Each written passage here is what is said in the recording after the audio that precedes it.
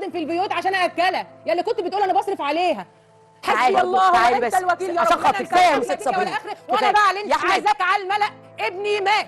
حد الله ما سامحك لا دنيا ولا كفاية يا اخره ست صبري. ولا تورد على جنب. احمد انت هتسيب امك كده تبقى غاضبه عليك؟ بتقول ايه؟ ما عملتش بعد ما أنا غسلت رحت لها هو بيقول مرة انها واثنين ام. بتقول لك وثلاثة، اتعاير تسمعيني؟ غسلت سجاجات رحت وخدمت في لها البيوت. مرة هو مش واثنين، كل حاجة والله والله. قول له أنت ده أول شفت مرة أشوفها متغيرة ايه معاكي. السؤال ده؟ قول له انت شفت على امك ايه غلط عشان تقف قدام جيرانها؟ طيب قلت احمد لها انا هقول. احمد ايه اللي وصل ماما ان هي تزعل منك قوي كده؟ إن أنا حبيت إن أنا أعتمد على نفسي وأختار حياتي، هي كانت شايفاني طب هي كانت بسرعة مبوظه وقتاني. حياتك يا احمد؟ ليه؟ ماما كانت مبوظه حياتك؟ هي مش كانت مبوظة حياتي، أنا عشت حياة صعبة شوية يعني هي بتقول فتحت لي مصالح وعملت وسوت. كله ما حصلش. هي كل ده يعني حتى لو هي فتحت أنا ما كنتش باخد جنيه في جيبي، احنا نفترض إن هي وأنت فتحت عمرك لي صرفت عليها مصالح زي ما جنيه؟ هي قالت.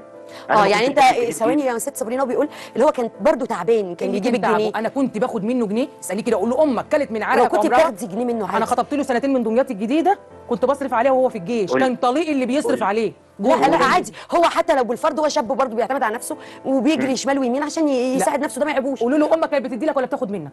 يا احمد مم. عايز ترد على السؤال ده؟ والله هي انا هرد عليها رد واحد معين. هي بتقول لك اخر مصلحه فتحتها، هي فعلا فتحت لي دي الوحيده المصلحه اللي فتحتها لي اللي هي الترزي. بما يرضي الله انا اتسال قدام ربنا ان هي فتحت لي محل ترزي. طيب بس قسما بالله يا جماعه، لو أنا- ابني ادى ام عادي، لو الام ادت ابنها ده عادي، ده الام العطاء. يعني مش حاسه دي نقطه خلاف. ايه اللي مولع النار كده؟ انا مش هقف عند ده. اللي في مراتي نار. جابتني وقالت لي روحي يا مره يا بنتي لا كذا. خلاص خلاص والله احنا هو قال خلاص لي دي جت حاجه. مراتي يا أنا احمد ثواني هقول بس. لك يا احمد الحقيقة. ينفع ان مراتك أنا تتطاول على امك؟ سامعك انا عشان ما خاطر هقول احنا لك هوا. الحقيقه، انا هقول لك الحقيقه، انا مش هكذب عليكي في اي حاجه خالص. هي شتمت شتمت، بس ايه سبب الشتيمه؟ معلش ديت الست يعني امي على دماغي من فوق، بس هي عندك عندها العيب. يعني هي امي وليا وعندها وليا. يعني اختك. فاهماني؟ اختك. اللي هي ما ترضاش ان حماتها تطلع تشتم بنتها، تقول عليها ان هي جوزها احنا خلي بالنا بيطلعها، اللي بالالفاظ هو والنبي يا احمد ارجوكم يا جماعه. احنا هوا، انا ما عنديش وقت امنتج. انا هوا ان مراتك اتشتمت من والدتك. مراتي انشتمت واتثبت واتهانت من امي واتمسكت. طيب عظيم. فتنه بين الحما والزوجه، ما حاولتش تخلصها ليه؟ ثواني يا ست صابرين عشان خاطري. ما حاولتش انت راجل مسؤول؟ انا حاولت مع امي عصبيه زياده عن اللازم، ما بتستحمليش كلمه، طول عمرها كده ما بتستحملناش اي كلام. يعني ماما عصبيه معاك. وخدي يعني بالك جوزها اللي كان بيصرف عليا ده اللي هي بتقول عليه، ضربتني بالشبشب في نص الشارع في قلب الموقف، ضربتني بالشبشب عشانه حصل. قلت لها يا ماما عيش لنا حصل. شويه، قالت لي مش هعيش لك، انا هتجوز وهجيب. أما قال لي أنا والله هقتله. العظيم ضربتني بالشبشب في نص انا الشارع سيبك عشان ترتكب جريمه؟ لا. لما قال لي انا هقتله قلت له تقتل مين؟ هتودي نفسك في داهيه. وجيت ازقه قام زايقني في الشارع، قمت قال على اللي في رجلي قدام الناس بشهاده صاحبه.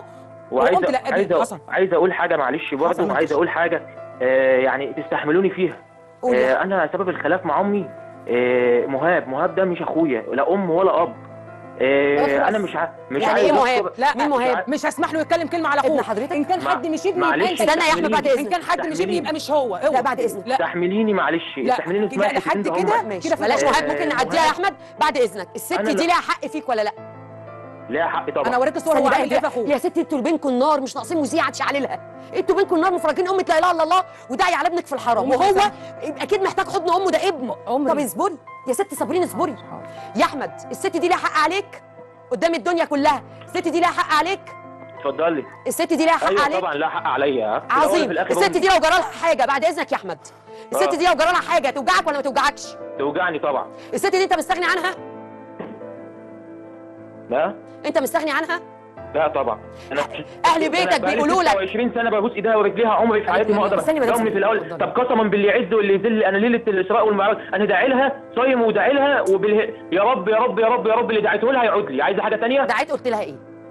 قسما بالله انا دعيت ربنا ان يردها، ان احنا نتصالح تاني، وان يهديني ليها ويهداها ليا. بس وقسما بدين الله، قسما بايات الله، ان مراتي هي اللي بتقول لي راضيها. قول له مراتك دي اللي قالت لك وامك سامعاها. وقسما بدين الله كمان مره مراتي دي الوحشه اللي هي بتقول انت ممكن تختار، انت ممكن اهل بيتك يخيروك. حين اصلي الفجر يوميا. ورب محمد قالت له هتختارني هتختار امك وسامعاها. اهل بيتك في لحظه من اللحظات قالوا لك لا احنا لا امك؟ بصراحه لا، ما قالتليش الكلمه دي، ما ورب سمعتهاش محمد منها. سامعاها بودني، وحياة اللي حطيت ايدي على بابه انت سامعاها سامعاها انا ما سمعتهاش، انا مش ورب مشكلتي. محمد. طيب انت ممكن انت ممكن تبيع امك في الدنيا وعلى وش الارض كده؟ لا طبعا ما اقدرش ابيعها.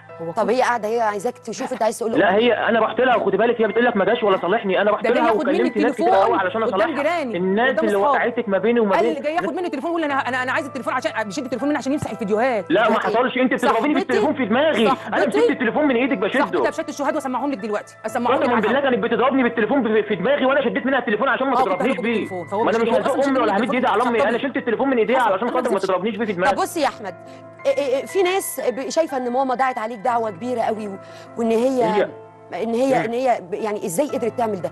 انت لما شفت دعوتها عليك قلت ايه؟ اتوجعت. الغريب بيدعي لي، طوب الارض بيحبني. انا اول مره في حياتي اشوف اوصل لمرحله زي دي كده. لا انا ما شفتش في ايه حياتي اللي أم يميز كده ماما على يا عينها احمد أصلاً. كاي ام؟ قول له عن اي ام ايه اللي يميز امك؟ ما امك؟ قلتش لامك جزمه مراتي اشرف منك وانضف منك؟ حصل لما قلتها لك لان كده انت خلاص. ثبتيني في شرفي، شتمتيني وقلت كده عليا ان انا بطلع مراتي وباخد عليها استغفر الله فلوس. العظيم يا رب. طيب ما هو دي مفيش ثواني يا أم جماعه بعد بتعمل اذنكم كده. احنا هوا. طب بص يا احمد، ايه اللي يميز اتفضل. الست والدتك عن اي ام تانية؟ ما انا عايزه ارد على سؤال. لا مش معلش عايزة أدخل في عرض. والدتي ما عملتش غير انها. انا شفت الفيديو ام لابنها، الله فانا يبارك هكمل فيك. ام لابنها وابن الام. أنا عايزة أرد بس أحمد، على الرد ده. طب بعد اذن انت حضرتك سمعت منها يا فندم وهي يا هتفضل احمد، بعد تعتقنا. اذنك اتفضلي. انت ايه اللي يميز الست والدتك عن اي ام تانية؟ ايه اللي يميز الست دي؟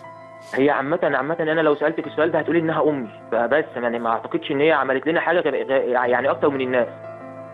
يعني انت شايف ان وهي مكانتها عظيمة. واللي عملته عيبتنا بيه ان هي ربتنا، فهي عيبتنا بالتربية. برغم ما اقول لك على حاجة يعني كنت في البيوت عشان ااكلها، يا اللي كنت بتقول انا بصرف عليها.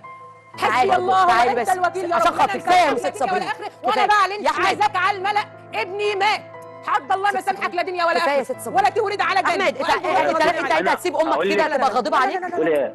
ما عملتش بعد ما أنا اغتسلت رحت لها هو بيقول مرة انها واثنين ام. بتقول لك وثلاثة، اتعاير تسمعيني؟ غسلت سجاجات رحت وخدمت في لها البيوت. مرة هو مش واثنين